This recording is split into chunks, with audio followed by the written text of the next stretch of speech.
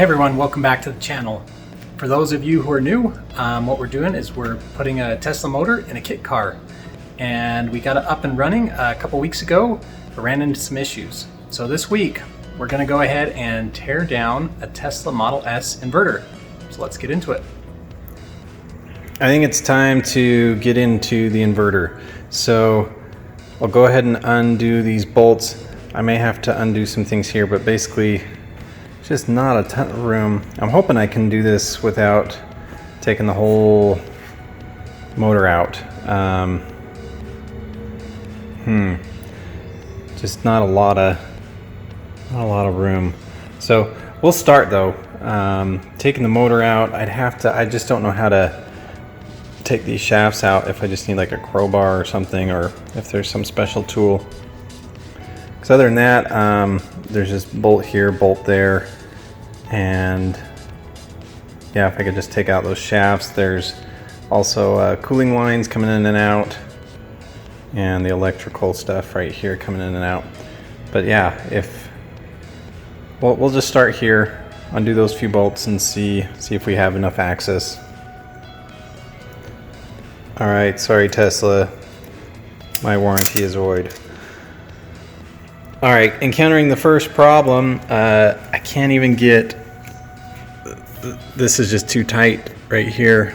So I will have to take this one out. And anyway, there's one, I can't quite see it, but one up there. From there, I'm wondering if I can just kind of, I got this jack here. I'm wondering if I can just put it underneath and kind of pop it up enough to, without unbolting everything else, get enough access. Or it might just be worth it to, like I said, pop those shafts off and take the whole motor out. So I don't know. We'll see how far we go and what we do. There is one screw here that's not accessible. Besides that, I'm only going to be able to slide it like ½ inch. So I just don't think that's going to help me at all. So I've already taken the bolt out here. There's one over there. I think I've just got to take the whole thing like way out, not just like, I was thinking maybe I could just lift it up a little bit to access that screw. But again, I think just having it open that much is not going to help me at all. Yeah, I mean, either way, I've got to take the motor out, even if I take the subframe out. So I'll probably just start with trying to take the motor out. So I got to get access to the bolt up there, and then the motor essentially will be free, except for it's connected with the axes. So I've got to undo all the suspension on both sides and then pop it out. Got to disconnect it from my high voltage lines. I don't know, we'll go slow. Disassembly is not my favorite part. One of the reasons I went with this way rather than like the Honda donor was because I didn't want to buy a rusty old car and spend a lot of time tearing it apart. I really enjoy building, assembling, disassembling, tearing apart, fixing them. It's not quite as fun for me. Okay, so I figure I'll try and document this as much as I can because I didn't really find much on the web or on YouTube. So the plastic plate here, it's just got a little hex drive or a star drive. It's one screw, and then it just, you can get a screwdriver or a pry tool and pop this off. So from here, I'll go ahead and disconnect the high voltage and get those lines up and out of the way. And then I'll go back to disassembling the other side here. All right, after I took that orange plate off, in here there were two 13mm bolts. So kind of look like this. Took those out, and then from the top here took these ones out. So again, make sure you're always disconnected from high voltage. Next, I'm gonna have to take off, anyways, those shafts have got to come out. So in order to do that, I've got to free up all the suspension on both sides. So I'll probably figure out where I want to start, but I'll do it to both sides, get a pry bar and just pop those out. And then I've just got one bolt up there. I think it should be free. I guess I've got already disconnected. So there's the encoder cable here and just the regular, the inverter plug.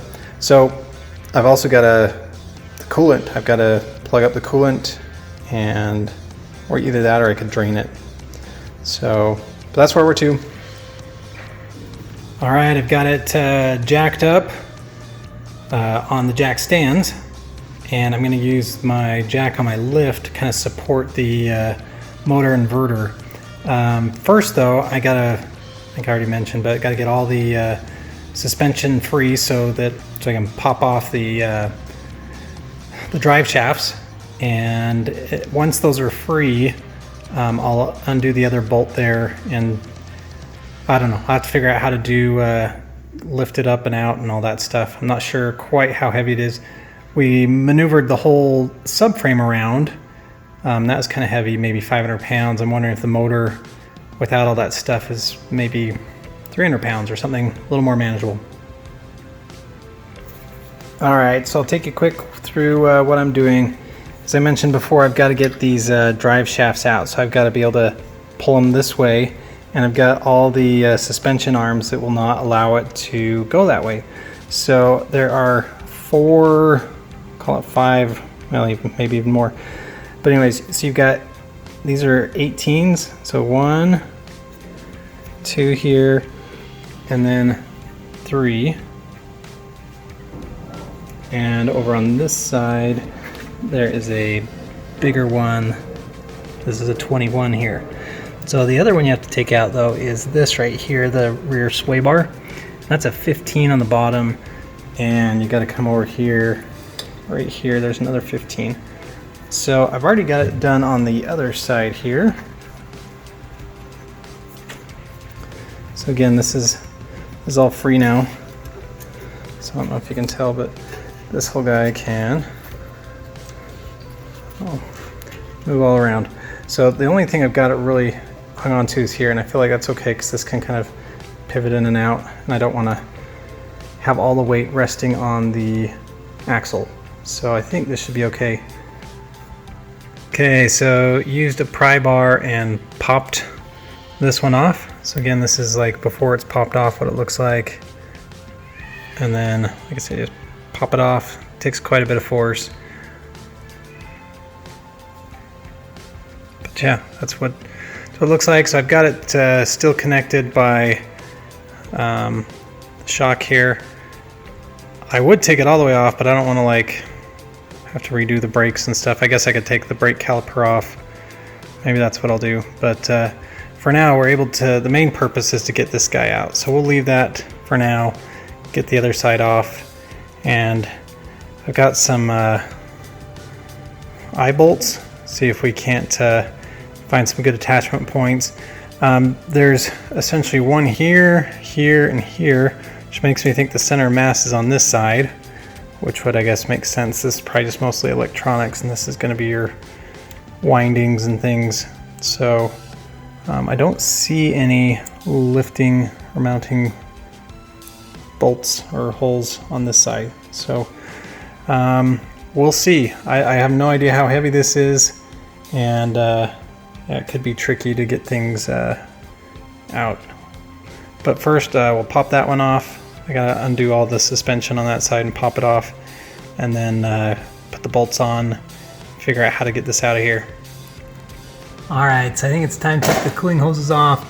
So again, there's just one here. This is kind of the outlet from the inverter, and then the other one is right here. So this is the inlet to the motor. So I don't want to just dump all the coolant from the car, but I might. So I got a pan down here, and I'm gonna try and see if I can't just plug it up. So I've got some caps and things. So I don't know, might get kind of messy. We'll see. All right, well, I tried, but I just decided to let it all empty. So I tried to kind of get a plug in there, but because my arm's up there, it just dripped all down my arm and all over me, and I couldn't get it, and I just thought, you know what, probably just be better this way. So just let it continue to drain, and then take the other side off. Probably have a little more mess, and then see if we can't get this motor out. Okay, so I've got all the fluid out, all the fluid drained. I got both axles out, so I still have the one bolt back there in. I was going to take it out, and then I realized I'm not going to be able to get this out this way, so I've got to drop the whole subframe and then get it out. So there's 4 bolts for the subframe, but I've also got this battery box here that's kind of supported on that subframe as well. So I'll figure out how to support things, and man, what a process. All right, I got this old rig out, so I've kind of made this first for when I was trying to mount the subframe, just be able to kind of hold it here on the jack and kind of be able to lift it up and down. So I got that back out, and right now I'm just going to take the pressure off, and I'll go ahead and lower the lift and do some of these ratchet straps, kind of make sure everything's secure, because although this will take the pressure off, it's not exactly stable. I mean, it's balancing here, so I don't want it to like roll left or right. So I'm just going to have those ratchet straps kind of balance it on the frame, so make sure it won't rock one way or the other. And at that point, we'll see if we can kind of undo those nuts and lower it and get enough clearance to take the motor inverter unit out.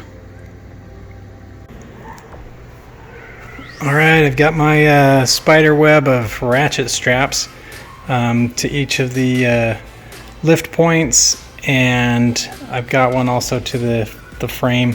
So the plan is I'm going to undo the last bolt there, and then I've got the battery box again was supported on that rear subframe. So I've got those bolts out, and so I've got, again, ratchet straps kind of holding that up to the frame as well. So I'll undo that one, and then I've got 4 mounting points for the motor. So I'll undo those, and again, in theory, it should be supported by this, and it's not going to rock off here. And I should be able to kind of just drop it down, and this guy hopefully will just stay in place. And if anything, I can also raise it up just a little bit so I can take it out. So wish me luck.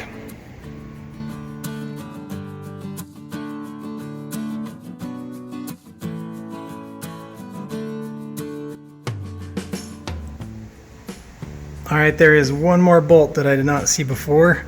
So this guy, I don't know if you can see that, but that one right there attaches to the motor and to the subframe. So I gotta take that one out. I'll check the other side, see if there's any others that I missed, but that's one more.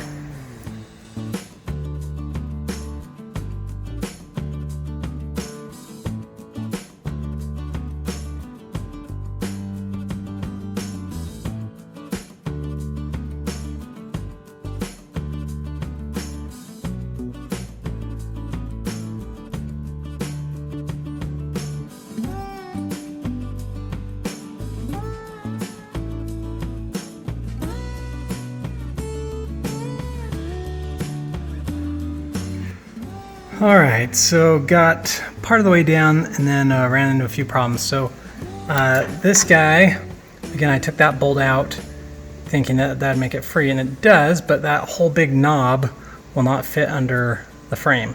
So basically there's 3 other bolts, 13 millimeter, that have got to come out. Then this can stay attached to the subframe, and then the motor can slide out. The next problem,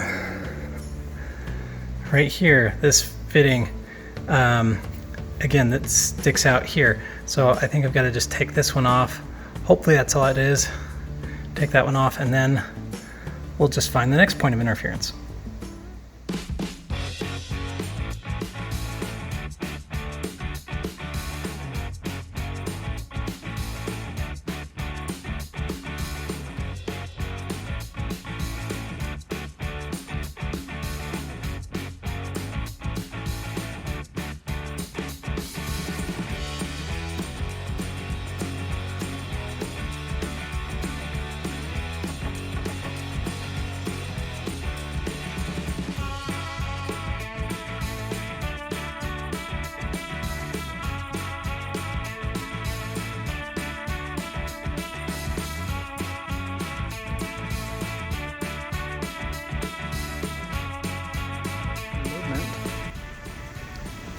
I was able to get all the points that were limiting movement off, so this is now free, and you can see it's up maybe 4 or 5 inches. So that's good.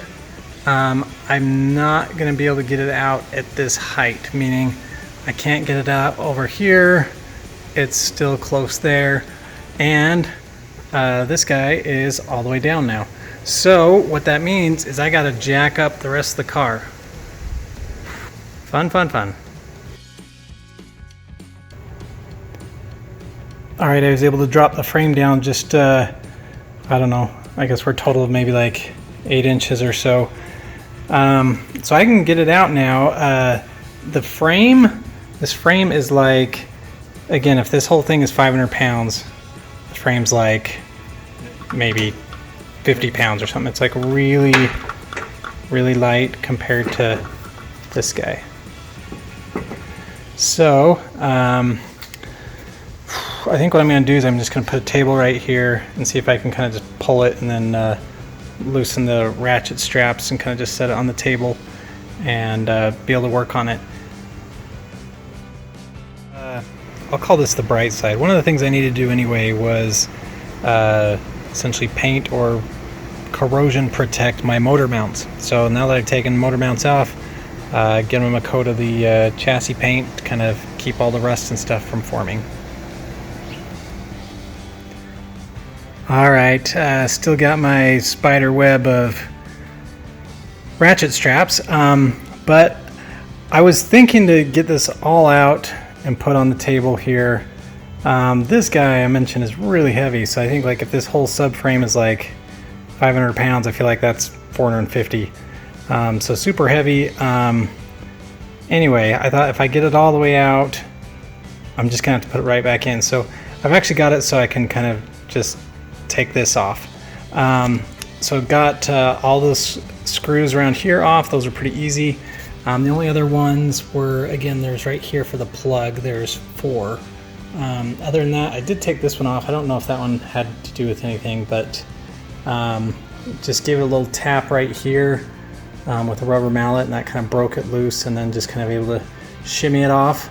So I'll go ahead and take it all the way off, and we'll look for that inverter board and see if it looks like it's got any damage. All right, I got it off. Taking some video here just to see if we can see anything that looks not happy.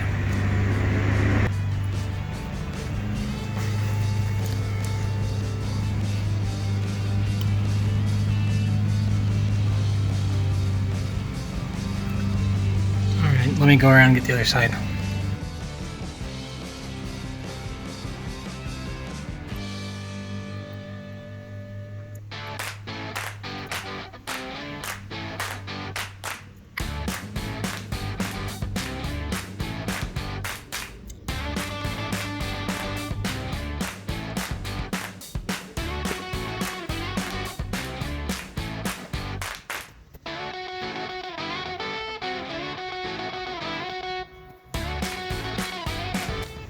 Alright, well, we'll get with EV West and see if they see anything wrong, if we want to swap out boards, or what the next plan is.